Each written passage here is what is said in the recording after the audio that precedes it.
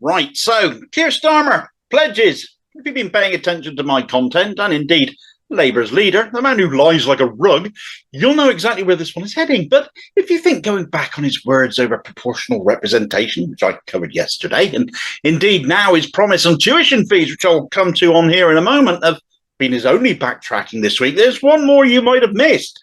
Things do come in threes after all. But tuition fees we'll start with, yes, not since Nick Clegg and the Lib Dems ditched this, their then flagship pledge in 2010 for a sniff of actual governmental power and a ministerial car too.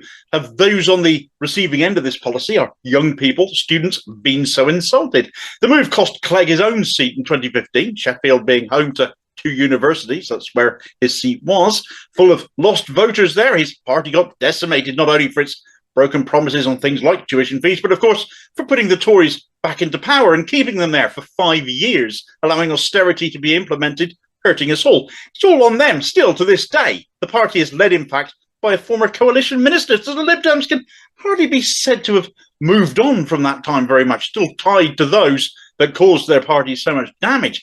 But here we are again with Keir Starmer, and here we are again with those 10 already broken pledges he stood for election as Labour leader on. His determination appearing to now be one of, yes, they're all broken, but until they've been smashed into at least a million tiny little pieces, they haven't been broken often enough.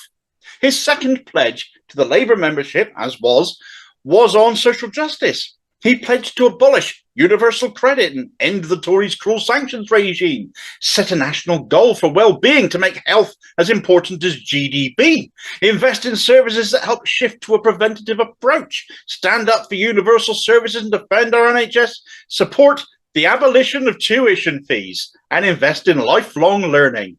Like I said, already broken. He's rode back on sanctions, rode back on universal credit, and he's advocating for private health provision within the NHS now. But he's finished the pledge off by going back on his word over tuition fees too. There is nothing left in that pledge whatsoever that he hasn't broken. Every single aspect of it has been trashed. Tuition fees are grossly unfair. They put a massive burden of debt on people for much of their lives, unless they choose by design to take lower paid work forever, thus ensuring they never pay any of it back because they never meet the threshold to do so.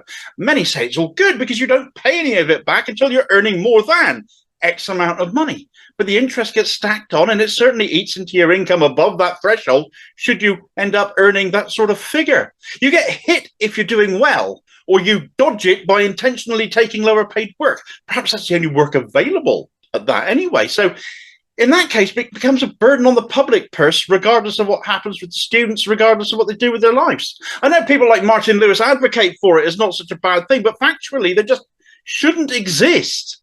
They don't in any other in many other countries, I should say, less wealthy countries. They don't people don't pay tuition fees whatsoever. So why should they here? It's designed to put people off going into further education. There's not really any other reason for them. Surely they stoke inequality. When you consider people like Starmer, they went to university themselves, studied law as he did, and I went to university myself, in fact, at a time where there were no fees. They got further education for free themselves. I got further education for free myself. So it's just immoral that the next generation does not and gets stung like it is to repay tens of thousands of pounds. Whenever he goes back on his word like this, Starmer, he always has an excuse, though. Starmer said on Radio 4 that as a party, Labour were likely to move on from the issue of scrapping tuition fees because the country finds itself in a different financial situation.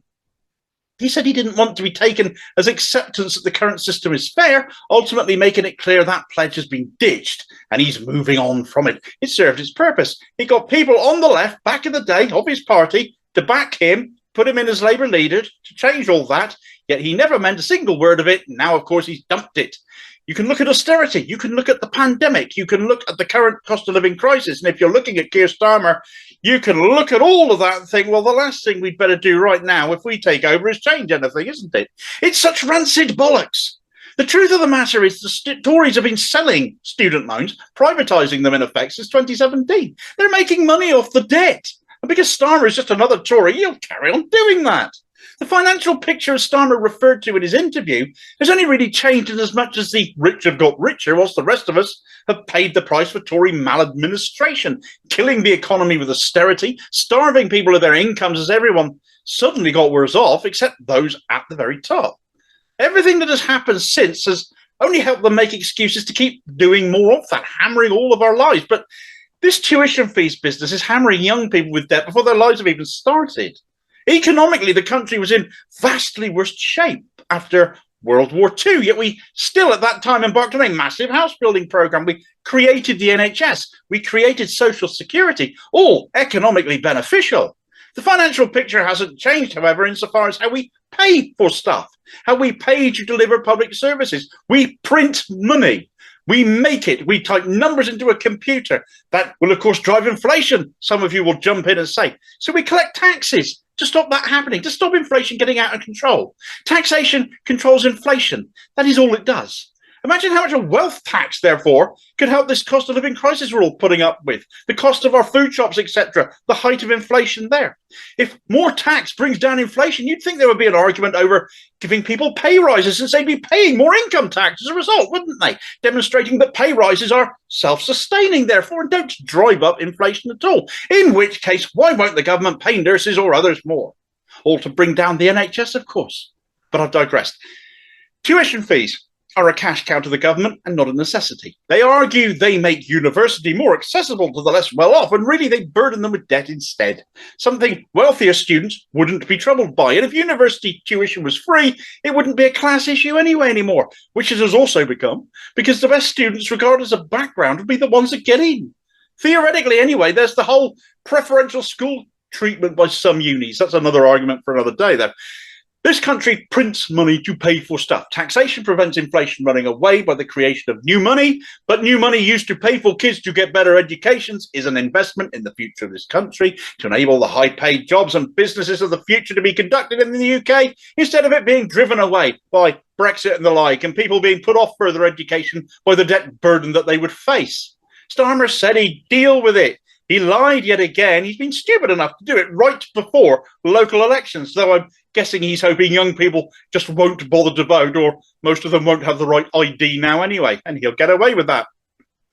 My suggestion is you vote Green instead to spite him. They are committed to ditching the fees and actually mean it.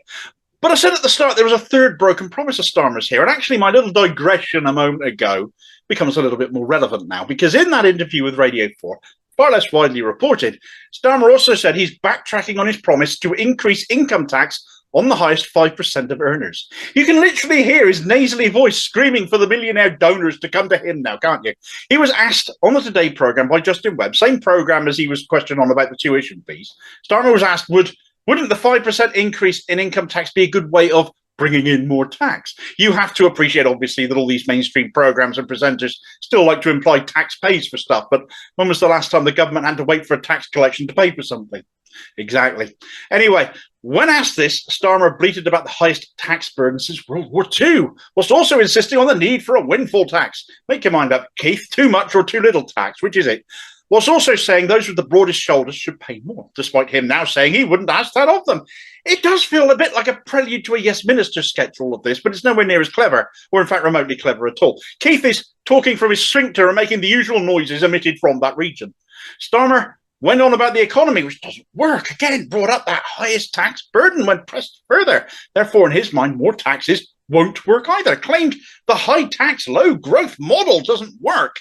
When it was pointed out that actually the rich will still be making a killing, despite Starmer's claims, it very much works for them, he just trotted out the line that his plan is to grow the economy as his priority. Well, how are you going to do that, Keith? You can't just indefinitely grow anyway, but for some reason Starmer thinks that's possible without increasing spending or increasing tax. The right spending, investing in people in the country, creates jobs, increases tax take, helps build a more economically stable, prosperous place. Saying you want to grow while killing off both investment and the means to invest to begin with shows me that somebody needs to beat you over the head with an abacus, and you have absolutely no business being in power thinking like that. You have no idea how basic economics works, do you? What is Starmer's answer to all of this then? Go on, regale us, entertain us. What does he think is going to be the answer then? Well, he says we need a different economic model, doesn't he? Or one that adds up and makes sense. would help naturally. But he doesn't spell out what he means by that because he doesn't know. Doesn't seem to be able to add up. Again, bring him an abacus, somebody. Why can we not have high tax and high growth, so to speak? Because taxation in the right places and spending in the right places will do that. Starmer won't, because nothing will change with him in charge. He doesn't want to change anything. He doesn't know how to begin with. He just wants the top job. And once more, he's just exposed himself as a clueless, dishonest fool to more and more people who are waking up to the fact that that is all he is. Thanks for watching. If you appreciated this video, please do hit like and subscribe. Leave a comment and hit the notification bell too so you don't miss the next one. Also, look out for me on social media and other interesting stuff by clicking on the Linktree link in the comments below. And I will see you next time. Cheers, folks.